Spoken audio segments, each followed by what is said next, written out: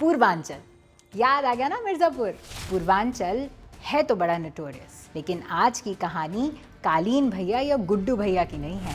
आज की कहानी एक ऐसे शख्स की है जो बलिया के गांव से ही देश बदलने की मुहिम छेड़ चुका है। बलिया यूपी का ईस्टर्न मोस्ट डिस्ट्रिक्ट है और यहाँ कुछ 2361 गांव पड़ते हैं, 6 तहसील हैं और कुल मिला के 31 पुलिस स्टेशन है। यहाँ के गांव के अधिकतर लोग आज भी खेती बाड़ी करते हैं और जो शहर चले गए वो वहाँ जाके छोटा मोटा काम करते हैं। इसी एंगल से इस कहानी की शुरुआत हुई। चित्रकूट से MSW करने के बाद मैं दिल्ली जाके काम शुरू कर दिया। काम के दौरान वहाँ मेरी मुलाकात श्री अजय सहाय जी से हुई। अजय सहाय जी उन दिनों वहाँ के झोपड़पट्टी में रह रहे परिवार के बच्चों के साथ काम कर रहे थे। वहाँ मैंने देखा कि पूर्वांचल के गाँव से आए हुए लोगों की स्थिति कितनी दयनीय है और वो कितनी दयनीय हालात में रह रहे हैं। मुझे लगा कि मुझे वापस गांव जाना चाहिए और इसे रोकने की कोशिश करनी चाहिए। पर वापस आके उन्हें समझ आया कि ये रास्ता नहीं लिया जा सकता था। उन्होंने देखा कि लोगों को शहरों में जाने से रोकना संभव नहीं था, लेकिन गांव में patriarchy, caste system, gender gaps जैसे सोशल समस्याओं का सिकंजा बड़ा मजबूत था। इस पे काम करना जरूरी था, तो बच्चों से बात करना शुरू किया। यहाँ आने के बाद मैंने ग्राम कुंज नाम का एक शिक्षा केंद्र खोला। इस शिक्षा केंद्र में मुख्य धारा की पढ़ाई हम तो कराते ही थे, साथ में हम लोगों ने इस प्रकार के भी प्रयोग किए कि बच्चों में एक जिम्मेदार नागरिक होने के जो मूल्य होने चाहिए, उन मूल्यों को उनके व्यक्तित्व में पिरोने के लिए अलग अलग प्रकार के हमने प्रयोग किया। और काम करने के दौरान हमें महसूस हुआ कि केवल बच्चे से नहीं बल्कि जिम्मेदार अभिभावकों का भी होना बहुत ज़रूरी है। आगे चल के हम लोगों ने फिर एक पब्लिक लाइब्रेरी खोला ताकि बच्चों को किताबों की कमी न हो। सोचिए एक झोपड़ी का सेटअप, जमीन पर बैठ के पढ़ाई और फिर भी 300 पार पढ़ने वाले बच्चों की संख्या। मगर 2018 में तितली नाम का एक तूफान आया तो वो स्कूल बर्बाद हो गया। रिसोर्सेज की कमी की वजह से वापस शुरू नहीं हुआ, पर धनंजय जी को अपना हथियार मिल गया।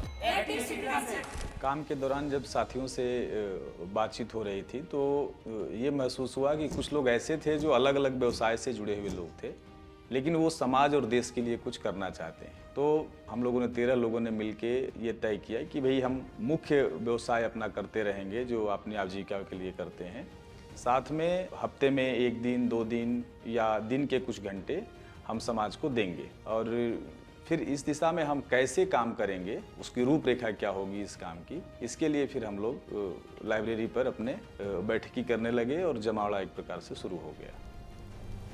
तो वही पब्लिक लाइब्रेरी आज बढ़कर एक ओपन लर्निंग सेंटर बन गई। आज इनके साथ 100 से भी ज़्यादा लड़के लड़कियां जुड़े हैं। यहाँ अलग अलग वर्कशॉप्स और ट्रेनिंग्स होती हैं। लोगों को अवेयरनेस के साथ साथ एग्जीक्यूशन से रिलेटेड चीज़ें भी सिखाई जाती हैं। एक्सपर्ट्स बुलाए जाते हैं, ट्रेनिंग्स दी जाती हैं। ये सिर्फ नौकरी लगाने का जरिया नहीं है, बल्कि हम इस बात पर बल देते हैं कि आप एक जिम्मेदार नागरिक कैसे बन सकते हैं। कोई व्यक्ति स्वयं, समाज और सरकार के साथ जुड़कर बदलाव की इस मुहिम में कैसे सहयोगी हो सकता है, उस दिशा में हम लोग काम कर रहे हैं और यही हमारा केंद्र बिंदु है। मकसद ये है कि बदलाव लाने के रास्ते ढूंढे जा सके।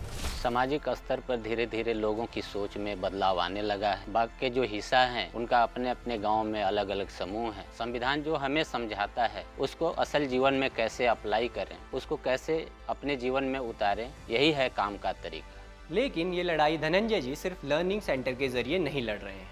वो आर्टिकल्स लिख रहे हैं, लेक्चर्स दे रहे हैं, घर घर जाकर बातचीत कर रहे हैं। इतने सालों में उनकी पकड़ मजबूत हो गई है, पर जब नए नए आए थे तब यह सब कुछ इतना आसान नहीं था। जब आप अपने गांव में काम करते हैं तो लोगों से जुड़ाव में आपकी जात, आपका धर्म, आपके पारिवारिक स्टेटस ये बाधक बनता है। आपके विचार बाद में पहुंचते हैं, ये चीज़ें पहले पहुंच जाती। जबकि मैं इसी गांव में पैदा हुआ था, उसके बावजूद भी लोगों का भरोसा जीतने में मुझे बहुत समय लग गया। लोगों को पहला कदम उठाने के लिए मोटिवेट करना आसान कभी नहीं होता, और क्योंकि यहाँ रूढ़िवादी सोच यानी ऑर्थोडॉक्स बिलीफ सिस्टम चैलेंज हो रहे थे, और भी मुश्किल था। कोविड के दौरान एक ऐसा दौर आया जिसमें ऐसा लगा जैसे सब कुछ खत्म हो गया। न लोग, न रिसोर्सेज, न कुछ। रिसोर्सेज की दिक्कत केवल कोविड के टाइम में ही नहीं रही, बल्कि ये हमेशा से बनी रही और अभी भी है। इस बात का अंदाज़ा इस बात से लगाया जा सकता है कि लाइब्रेरी में अभी तक बिजली नहीं है। समय के साथ साथ हमारे कामों से लोग जुड़ते गए और उनके आर्थिक सहयोग से हमारा काम संचालित होता है। अब जाके कुछ बड़ी संस्थाएं हम लोगों के काम को रिकग्नाइज करने लगी हैं और अभी हाल ही की बात है, एक संस्था के कुछ लोग आए और हमारे काम को देखा, उन्होंने सराहना भी किया है, कुछ इनपुट भी दिया और हम उम्मीद करते हैं कि हम लोग फिर साथ साथ काम करेंगे।